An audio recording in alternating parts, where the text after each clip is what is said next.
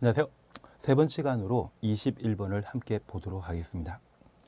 정비계획 및 정비구역에 관한 설명으로 옳은 것 찾도록 되어 있습니다. 정비구역은 정비사업하는 장소이죠. 서울 같은 경우는 정비구역이 850개 정도가 있습니다. 각각의 정비구역마다 어디에는 50층, 어디에는 35층 아파트를 개발하게 되는데 이러한 것들은 정비구역마다 850개의 정비계획이 수립되어 있기 때문입니다. 1번입니다. 정비계획관권자는 정비계획 위반하거나 변경하려면 주민에게 서면을 송부한 후 주민 설명회 및 14일 이상 주민에 공람하여 의견 드려야 된다. 이때 공람기간은 30일 이상이 되게 됩니다. 우리 공법과 관련되어 주민 의견 청취는 공청회 또는 공람 절차가 진행되게 됩니다.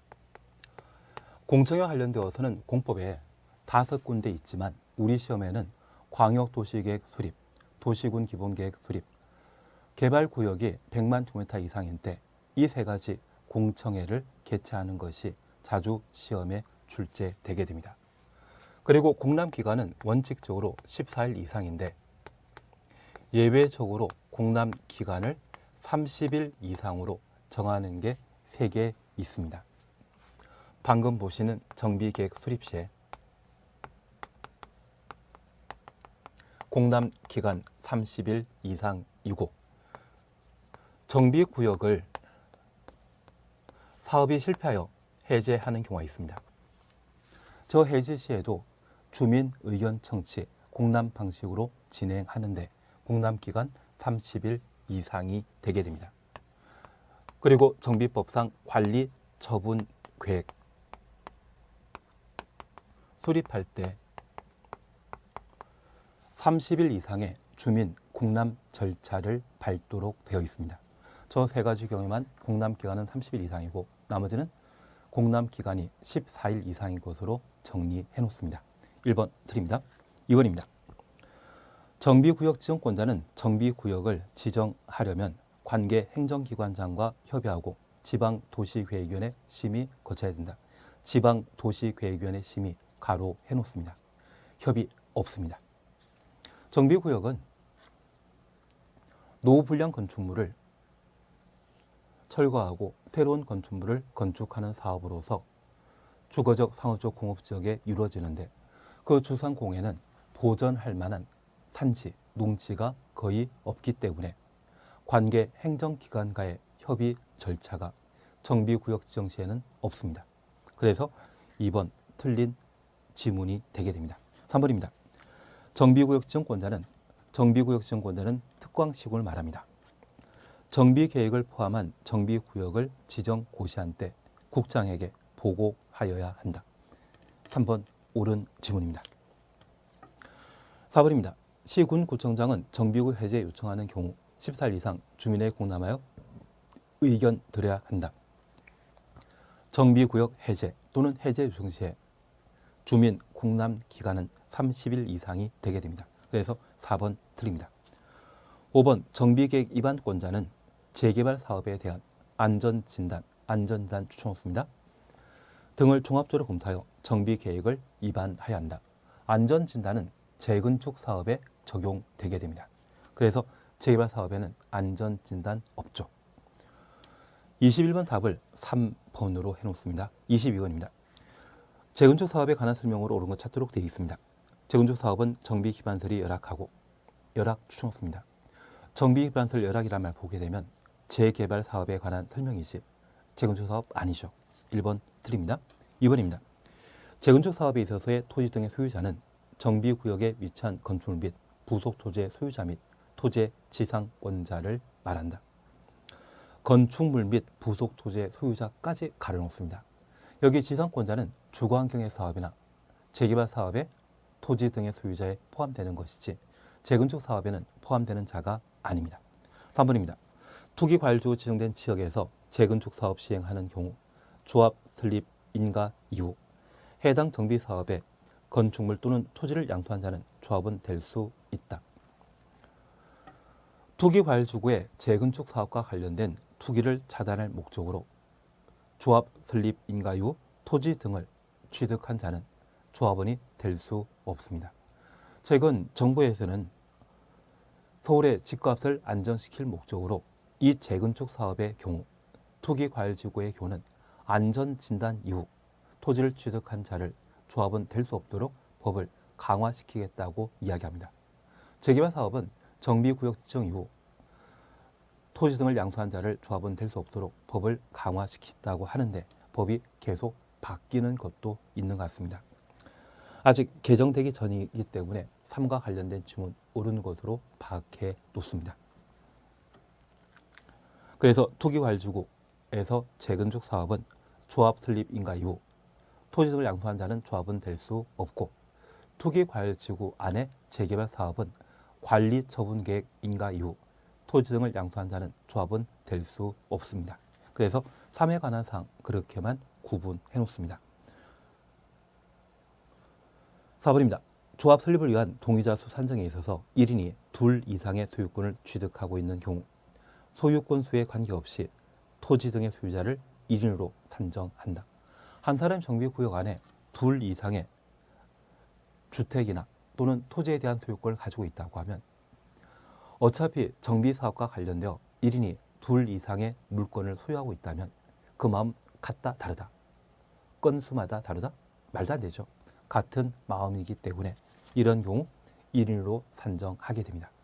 그리고 공유 관계가 인정된다. 이 공유란 말 쓰게 된다면 그때는 대표 1인이란 말이 나와줘야 됩니다. 그래서 동의자 수 산정에 있어서의 특례를 한번 확인해 주시면 4번 옳은 지문이죠. 5번입니다. 재건축 사업의 경우 재건축 사업에 동의하지 아니한 토지 등의 소유자도 재건축 사업의 조합원 될 수 있다. 동의한 자만 조합원 될 수 있습니다.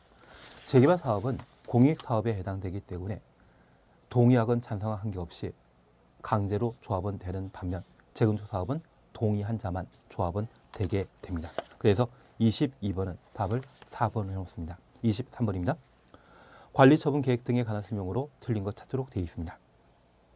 1번 재건축 사업의 재산 또는 권리를 평가할 때 시장, 군수 등이 선정 계약한 1인 이상의 감정평가업자와 조합청의 의결로 선정 계약된 1인 이상의 감정평가업자가 평가한 금액을 산술 평균하여 결정한다.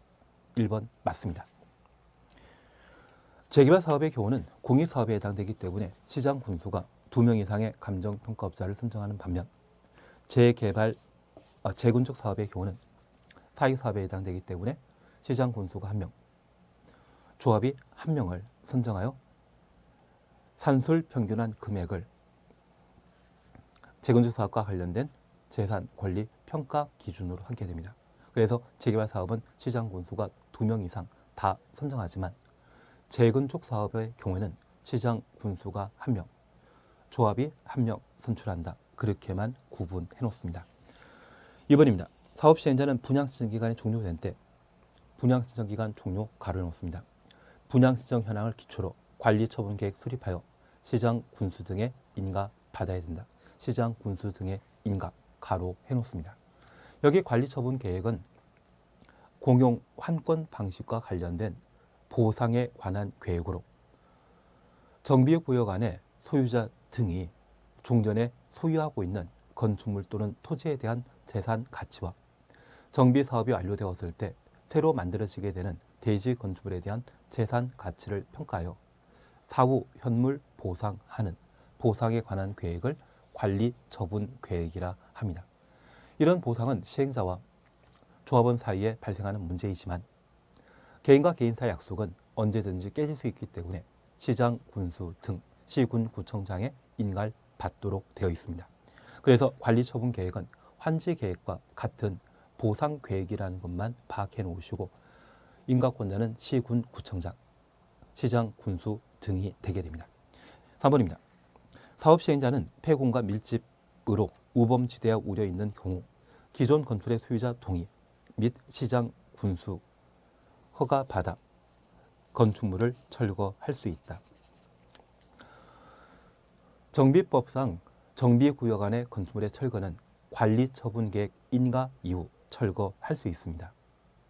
그런데 폐공과 밀집으로 우범지대가 우려 있는 경우는 관리처분계획 인가 전에 철거할 수 있는데 이렇게 철거하고자 한다면 소유자 동의와 시장 군수 등의 허가를 받도록 되어 있습니다. 시장 등의 허가를 받는 이유는 건축물이 철거되게 된다고 하면 재건축 사업의 경우 건축물과 토지를 동시에 가지고 있는 자만 이해관계인이 될 수 있는데 건축물 사라지기 때문에 재건축 사업에는 땅만 가지고 있는 자는 토지 등의 소유자 될 수 없습니다. 눈으로 볼 때 건물은 눈에 보이지 않지만 건축물 대장의 공부상 건축물이 존재하는 것으로 인정되게 되면 재건축 사업의 이해관계인 지위를 계속 유지할 수 있거든요. 그래서 건축물 대장을 관장하고 있는 시장 등의 허가 받아 관리처분 인가 전에 철거할 수 있게 됩니다. 3번 옳은 이야기입니다. 4번입니다. 관리처분계 인가부실가 있는 때 종전 토지 임차권자는 시행자 동의 받더라도 소유권 이전 고시날까지 종전 토지를 사용할 수 없다. 관리처분계획 인가 받으면 건축물을 철거할 수 있습니다. 그래서 관리처분계획 인가 고시한 날부터 이전 고시한 날까지 종전 토지 건축물을 사용할 수 없는데 예외적으로 시행자 동의 받은 경우는 사용할 수 있습니다. 그래서 4번 틀린 정답이 되게 됩니다. 5번 시행자는 인가받은 관리처분 계획에 따라 토지의 소유자에게 공급해야 한다. 그래서 관리처분 계획에 사후 현물 보상 계획이라 했습니다. 정비사업 끝나면 몇 평짜리 아파트 줄 것인지 관리처분 계획에 기재되어 있는데 그 관리처분 계획대로 건설한 주택을 공급하게 됩니다. 그래서 5번 질문 옳은 이야기입니다. 23번 답을 4번으로 하시면 됩니다. 24번입니다. 청산금에 관한 설명으로 틀린 것 찾도록 되어 있습니다. 1번 분할 징수에 관한 사항으로 옳은 이야기입니다. 2번입니다. 종전에 소유하고 있는 토지 가격과 분양받은 대지의 가격은 그 토지의 규모 등을 참작하여 평가해야 한다. 그래서 가격 평가 기준에 관한 사항으로 옳은 이야기입니다. 3번입니다. 청산금 납부할 자가 이를 납부하지 아니한 경우 시장 군수 등이 아닌 사업 시행자는 시장 군수 등에게 청산금 징수를 위탁할 수 있다. 4번입니다. 청산금 징수할 권리는 소유권 이전 고시로부터 5년간 행사하지 아니하면 소멸한다.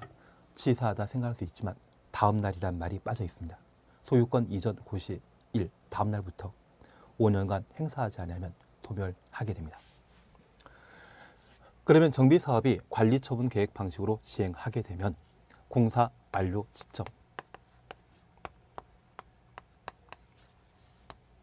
이전 고시 다음 날 정비구역은 해제되게 됩니다. 그리고 관리처분 계획 외 방식 재개발 사업의 경우는 관리처분 계획 또는 환지 방식으로 사업했습니다. 그리고 주관계획 사업의 경우는 수용 방식 등이 가능한데 관리처분 계획 외 방식으로 정비사업 시행했다고 하면 준공 인가 고시 1 다음 날에 정비구역은 해제되게 됩니다. 그래서 준공인가 고시는 공사완료 고시와 같은 개념으로 이해해 놓습니다. 특별히 관리처분 계획 방식으로 정비사업하게 되면 이전 고시 끝나는 때 종전 토지에 대한 권리가 소멸하고 이전 고시 다음 날에는 분양 예정인 대지 건축물에 대한 소유권을 조합원이 취득하게 됩니다. 그래서 권리 발생한 날은 이전 고시 다음 날, 권리 소멸일은 이전 고시 당일인데 소멸되는 종전 토지의 가치가 1억인데 분양받는 아파트의 가치가 2억이라고 하면 하루 차이로 1억이라고 하는 부당 이득이 발생한 것입니다. 그걸 징수 또는 지급하는 청산금과 관련된 청구권은 이전 고시 다음 날 발생하게 됩니다. 그래서 이 이전 고시 다음 날부터 청산금 징수 지급과 관련된 청구권에 대한 소멸시효 기간이 시작되게 되는데 그러한 소멸시효 기간은 바로 5년이 될 겁니다. 그래서 소멸시효 기간 5년과 관련되어 기산일은 이전 고시 다음 날이 되게 됩니다. 답을 4번으로 해놓습니다. 25번입니다. 건축물의 면적 등의 산정 방법에 관한 설명으로 옳은 것 찾도록 되어 있습니다. 1번 지하주차장 경사로는 바닥 면적에 산입한다. 올해 개정되었는데 이 지하주차장의 경사로는 바닥 면적에서 제외시킵니다.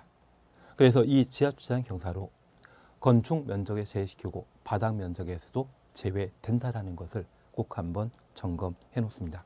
2번입니다. 건물 지상층에 일반인 통행할 수 있도록 설치한 보행통로 추천 놓습니다. 그리고 경사로 적어 놓습니다. 이 두 가지는 건축 면적에 산입한다. 건축 면적에서 제외시킵니다. 그래서 2번도 틀립니다. 3번 공동택 지상층에 설치한 어린 놀이터의 면적은 바닥 면적에 산입한다. 제외되죠. 공동택 지상층에 설치한 전기실, 기계실, 조경시설, 어린 놀이터, 생활 폐기물 보관시설 5가지에 대해서는 바닥 면적에서 제외합니다. 4번 지하층의 면적은 용적률 산정할 때 연면적에 포함된다. 용적률 산정 시에 연면적에서 제외되는 것으로서 지하층.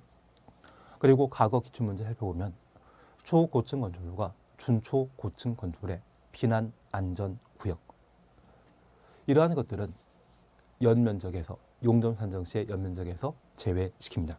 그러면 이 지하층은 그냥 연면적에 포함되는데 용적률 산정 시에만 제외된다라는 것을 다시 살펴놓습니다. 5번 생활 폐기물 보관 시설은 건축 면적에 산입되지 아니한다. 5번 옳은 지문입니다. 건축법과 관련되어서는 건축법의 적용 대상으로 건축물에 관한 사항과 건축물 관련 행위를 다루는데 우리 시험에 자주 시험 문제가 출제되고 있습니다. 특별히 건축물과 관련된 개념 정의로 최근 개정된 사항으로서 건축물과 분리된 공작물로서 일정한 요건에 해당되게 되면 시군구청장에게 신고하고 축조하도록 되어 있습니다. 그런 신고 대상으로 과거 6m에 해당되던 것이 이번에 4m 초과로 바뀌었습니다. 그래서 4m 초과는 광고탑, 광고판, 기념탑, 장식탑, 첨탑, 4m 초과 시에 축조 신고 대상이라는 것을 꼭 구분해 놓습니다. 그리고 법령 적용 관계에 관한 사항과 건축물에 관한 구성을 시험에 다루게 되는데 이 건축물 구성 등과 관련되어서는 건축물의 종류 구분과 건축물이 만들어지게 되었을 때 구성 요소 그리고 규모에 관한 사항으로 건축 면적, 연 면적, 높이, 층수에 관한 사항을 각각 정리해 주시는 게 필요합니다. 이쪽도 올해 개정되었기 때문에 관련된 사항을 25번 통해 정리해 주시는 게 꼭 필요한 것 같습니다. 26번입니다. A는 연면적 합계가 100제곱미터인 건축물 창고를 신축하기 위해 건축 신고하였고 그 신고는 수리되었다. 건축법령상 이에 관한 설명으로 틀린 것 찾도록 되어 있습니다. 1번 건축 신고하면 허가받은 것으로 의지합니다. 2번입니다. A 창구가 농지법에 따른 농지 전용 허가 대상인 경우에는 건축 신고 외 별도의 농지 전용 허가 받아야 된다. 2번 틀립니다. 건축물과 부속 토지에 있어서는 주종 관계가 인정되게 됩니다. 그래서 건축물에 대한 건축 허가 또는 건축 신고에 관한 절차를 밟았다라고 하면 부속 토지에 대한 농지 전용 허가 등은 한 번에 처리된 것으로 의제하고 있습니다. 그래서 따로 허가받는 것이 아니라 처리된 것으로 의제하게 됩니다. 그래서 2번 틀린 지문이 되게 됩니다. 우리가 건축 허가 관련되어 다양한 의제 사항을 인정해 주시는데 다만 이 건축법의 특별법에 해당되는 사항은 의제 대상이 아닙니다. 가장 대표적인 것이 주택법입니다. 주차장법입니다.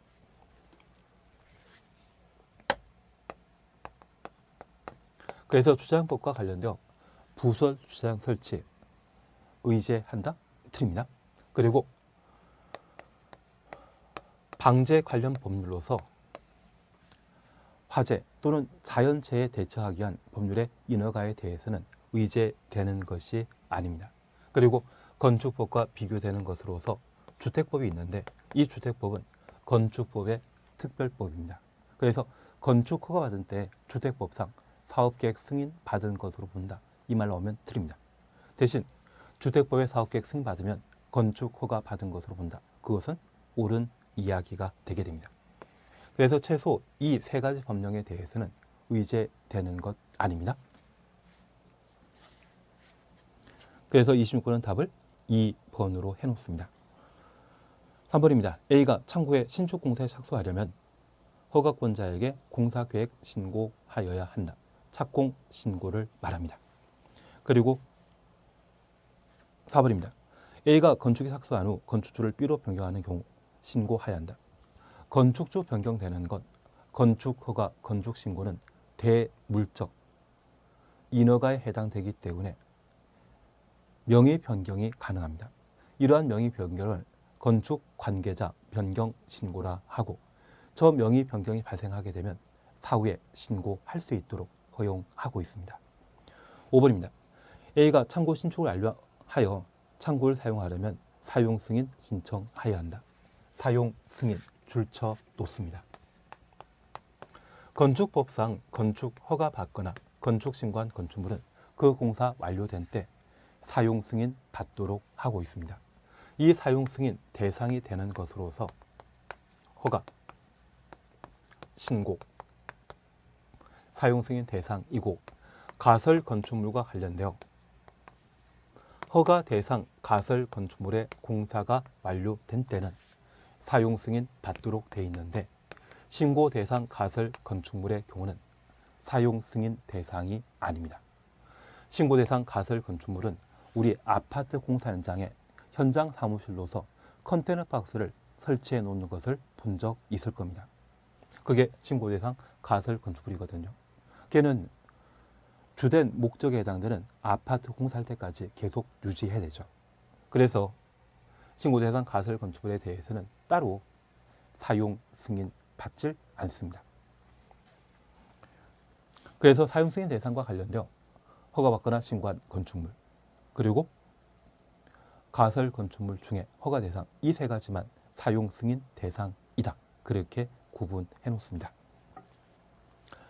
그리고 국가 지방자산 소유하는 공용 건축물의 경우에는 공사 완료하면 사용 승인 받지 않고 공사 완료했다고 해서 통보하고 사용할 수 있습니다. 국가 지방자치단체가 소유하는 건축물을 공용 건축물이라 하고 공용 건축물의 경우에도 사용 승인 대상 아닙니다. 공사 완료하면 허가권자에게 시군구청장에게 통보하고 사용할 수 있습니다. 그래서 26번의 답을 2번 해놓습니다. 27번입니다. 사용 승인에 관한 설명으로 옳은 것 찾도록 되어 있습니다. 1번 건축주가 공사감리자 지정한 경우 공사감리자가 사용 승인 신청해야 한다.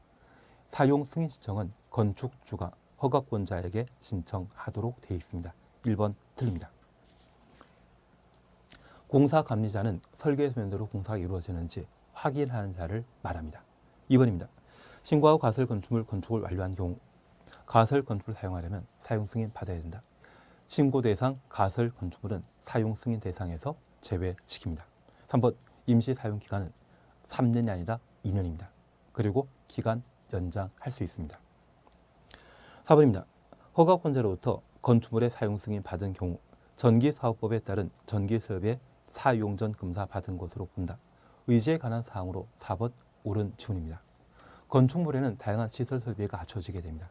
그래서 사용 승인 받게 되면 해당 시설 설비의 설치, 인허가가 처리된 것으로 의제하고 있지만 앞서 말씀드렸듯이 소방시설은 의제 대상이 아닙니다. 그래서 4번 옳은 정답으로 해놓습니다.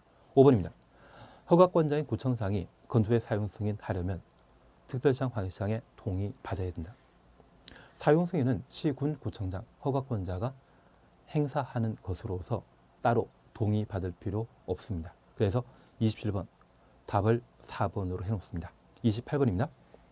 대지 도로에 관한 설명을 드린 것 찾도록 되어 있습니다. 1번 건축물과 담장은 건축선수 측면 넘어서는 안 된다. 옳은 이야기죠.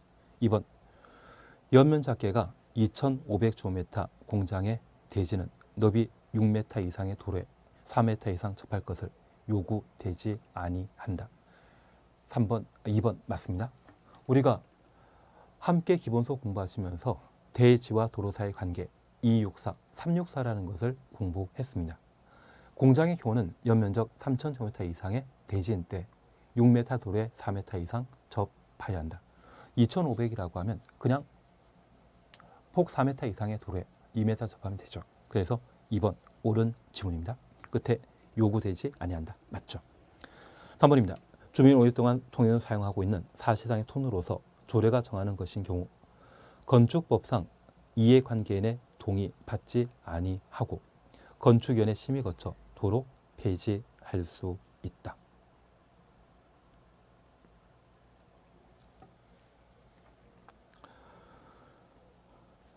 그리고 4번 함께 보십니다. 시군구청장 시가지 안에 건축물의 위치나 환경을 정비하기 위해 필요하다 인정하면 4m 범위 내 건축선 따로 지정할 수 있다. 시가 정비와 관련되어 도시지역의 4m 옳은 이야기입니다. 그리고 5번입니다. 도로면으로부터 높이 4.5m 이하의 창문은 열고 닫을 때 건축선의 수직면을 넘지 아니하는 구조로 해야 한다. 그래서 도로면으로부터 높이 4.5m 이하 건축선의 수직면 침범하지 못하도록 되어 있고 창문 열고 닫았을 때 건축선 넘질 못합니다. 5번 옳은 이야기입니다. 답은 3번인데 우리가 잠깐 이해해 주실 것이 있습니다. 자주 나오는 질문은 아닌데 건축법상 도로를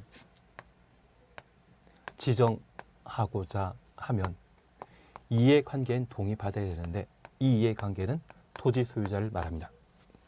그리고 도로를 폐지하거나 변경하고자 하는 때 이해관계인 동의받아야 되는데 이때 이해관계는 도로를 사용하는 자를 말합니다. 그런데 이 폐지 변경 시에 도로 없어지게 되면 많은 사람들에게 불편 가중시키기 때문에 예외 없이 이해관계인 동의받은 때만 건축법상 도로를 폐지할 수 있습니다. 반면 도로 지정되게 되면 새로 도로가 만들어지는 것으로서 공익에 부합하게 됩니다. 이제 돌아가던 장소를 직통으로 갈 수 있다고 하면 많은 사람들에게 유리한 상황이거든요. 만약 이런 경우라면 이해관계인 동의 없이 예외적으로 건축위원회 심의 거쳐 도로를 지정할 수 있습니다. 건축위원회 심의 거쳐 도로 지정할 수 있는 것으로서 토지 소유자인 이해관계인이 해외 거주하여 동의 얻기 곤란한 경우 그리고 오랫동안 주민이 사용하는 조례가 정하는 도로의 경우는 이해관계인 동의 대신 건축위원회 심의 거쳐 도로 지정할 수 있습니다. 28번의 3번의 경우에는 도로 폐지란 말이 나오죠. 그래서 주민이 오랫동안 통행을 사용하고 있는 사실상의 통로로서 조례가 정하는 경우에는 이해관계인 동의받지 않고 건축위원회 심의 거쳐 도로 지정할 수 있다라고 하면 맞는 말이지만 폐지 변경 시에는 예외 없이 이해관계인 동의 받도록 되어 있습니다. 그래서 28번 답을 3번으로 해놓습니다. 작년 같은 경우는 조경에 관한 문제를 시험에 출제한 적이 있습니다. 그래서 이제 도로에 관한 사항이 시험에 출제될 시기이기 때문에 28번에 관한 내용을 잘 숙지하시는 게 필요합니다. 대지와 도로 사이의 관계 그리고 건축선 이러한 부분들 위주로 정리해 나가시면 충분하실 겁니다. 29번입니다. 대지의 조경에 조치하여야 하는 건축물을 찾도록 되어 있습니다. 조경은 면적 200제곱미터 이상의 대지에 건축물을 건축하는 때 조경하여야 합니다. 1번 녹지 지역의 경우는 나무 많은 곳이기 때문에 조경 따로 할 필요 없습니다. 그리고 2번 도시군 계획설 예정지에 건축하는 가설 건축물 도시군 계획설 예정지에 건축하는 가설 건축물은 존속기간이 3년 이내입니다. 3년 뒤에 철거될 수 있기 때문에 조경 필요 없습니다. 3번 상업지역에 건축하는 연면적계가 1000제곱미터의 물류시설 여기 물류시설은 연면적 1500제곱미터 미만일 때 조경 의무가 면제 생략되지만 주거적 상업지역의 경우는 제외시킵니다. 주거적 상업지역에 건축되는 물류시설의 경우는 면적 관계없이 조경 의무가 적용되게 됩니다. 답이 3번입니다. 4번 농림지역에 연면적 3000제곱미터인 대지에 건축하는 축사 농림지역 나무 많죠. 그리고 축사 나무 심어봤자 소들에게 간식거리 제공하게 됩니다. 가끔 TV 보다 보면 소들이 염을 다 먹게 되면 나뭇잎 따먹더라고요. 간식 제공하기 위해 돈 들여서 나무 심을 필요 없죠. 그리고 5번 면적 4,000제곱미터인 대지에 건축하는 공장. 여기 공장은 연면적 1,500제곱미터 미만이거나 면적 5,000제곱미터 미만에 건축하는 공장인데 적용 의무를 생략하게 됩니다. 그래서 29번의 답을 3번으로 해놓습니다. 30번입니다. 건축 설비에 관한 설명으로 옳은 것 찾도록 되어 있습니다. 건축 설비 또는 구조에 대해서는 우리 시험에 한 문제 정도가 출제되는데 우리가 동영에서 보셨던 문제 또는 문제집에서 일부 보셨던 것들만 살펴놓으시고 전체를 다 정리하고자 한다면 너무 양이 많습니다. 그래서 여기 나와 있는 것들만 최소한 정리하자. 그런 마음으로 보십니다. 옳은 것 찾도록 되어 있습니다. 1번 피난용으로 쓰는 광장을 옥상에 설치하는 연면적 1,000제곱미터인 공동택에는 옥상을 통하는 출입문에 비상문 자동 개폐 장치 설치해야 된다. 1번 최근 개정된 사항으로 옳은 이야기입니다. 첫 번째, 피난 용도부터 옥상까지 가로해 놓습니다. 얘를 약칭하면 옥상 광장이라 표현합니다. 화재 발생 시에 건물 밖으로 탈출하지 못한다고 하면 건물 옥상에 사람들이 대피할 수 있도록 옥상 광장을 설치해야 됩니다. 여기 옥상 광장은 5층 이상 건축물로서 사람들이 많이 사용하는 건축물인데 옥상 광장을 설치하도록 되어 있습니다. 그런데 이러한 옥상에 사람들이 함부로 드나들다 보면 여러 가지 사고가 발생하는 경우가 있습니다. 가끔 옥상에서 물건 떨어지기도 하고 사람도 뛰어내리는 경우도 있습니다. 우연찮게 운 좋으면 사시는 분도 계시더라고요. 그래서 이 옥상에 화재 발생 시에 피난 용도를 설치했는데 누구나 출입하면 좀 곤란하기 때문에 연면적 1,000제곱미터 이상의 공동택의 경우에는 그 출입문을 비상문 자동 개폐 장치를 설치하여 화재 발생 시에만 출입할 수 있도록 그에 필요한 설비를 갖추도록 되어 있습니다. 1번 옳은 이야기입니다. 2번입니다. 문화재 폐쇄된 동물원 식물원은 범죄 예방 기준에 따라 건축해야 된다. 범죄 예방 기준은 CCTV를 설치하는 것을 말합니다. 그런데 동물원 식물원은 그 대상에서 제외시킵니다. 동물원에서 사자, 코끼리 훔쳐가는 사람 안 계시죠? 그래서 설치 대상에서 제외시킵니다. 그리고 3번입니다. 진흥형 건축물로 인정받은 건축물에 대해서는 건폐율을 115% 범위 내 완화 적용할 수 있다. 여기 진흥형 건축물은 가끔 우리가 엘리베이터 사용하다 보면 엘리베이터가 여러 대 있는데 내가 모든 엘리베이터에 버튼을 누르더라도 한 대만 내려오죠. 예전에는 10개 엘리베이터에 있을 때 10개 버튼 다 누르면 10개가 다 내가 누르는 층으로 작동했었거든요.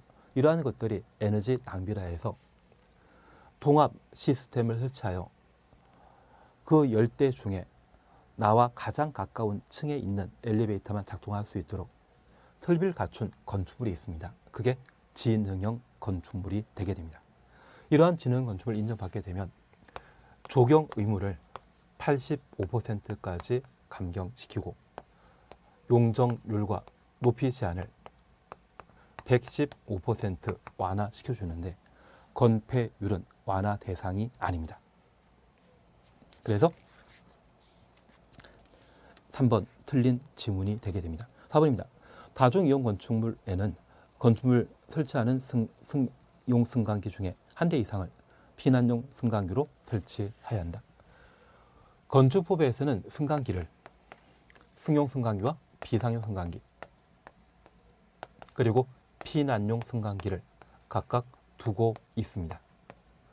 여기 승용 승강기는 6층 이상으로 연면적 2,000제곱미터 이상의 건축물에 승용 승강기 설치해야 되고 높이 30m 초과하는 건축물에는 승용 승강기 외 추가로 비상용 승강기 설치해야 됩니다.